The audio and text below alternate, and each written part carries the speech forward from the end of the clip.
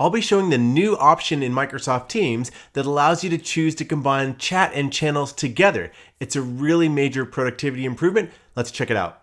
By default, you still have the same app bar here where you have your Teams separate from your chat, just like you see here.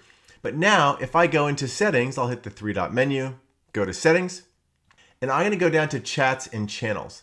And you can see here, I've got this combined view that I can choose right here.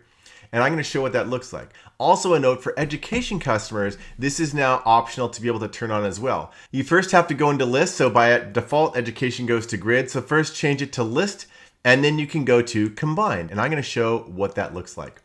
You're going to see on the app bar over here, my Teams has disappeared. It is combined right into the chat. So what you see here is you've got chats and then Teams and channels are combined. You've got your favorites. So I've got a little section here I have for favorites, and I'm going to show how this works.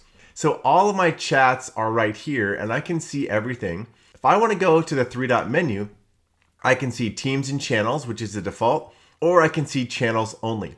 So if I go to channels only, this is going to make everything from my Teams into one big flat list of channels. And then I can do things like sort it. So I can say A to Z. I can show all my channels sorted here, or I can show unread only at the top. I'll go back to here, or even most recent. So now if I go unread only, I can see, oh, there was a update right here in the TPS report zone, and there was another update here. I can see all of them like this.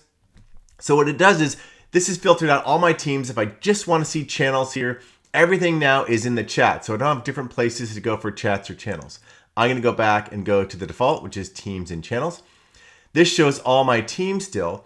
And if I want to add these little sections here like favorites, let's say I want to add a science channel up to favorites.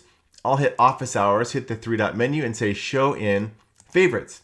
I can even create a new section. Maybe I want to have a new section right here. Mike's stuff, hit create.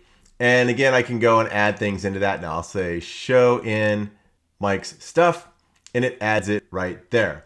So this is a whole new way to work if you want to have that merged chats and channels experience. I'm going to go back and set it back, and you'll see how the Teams will appear back here. So I'm going to go back up into Settings,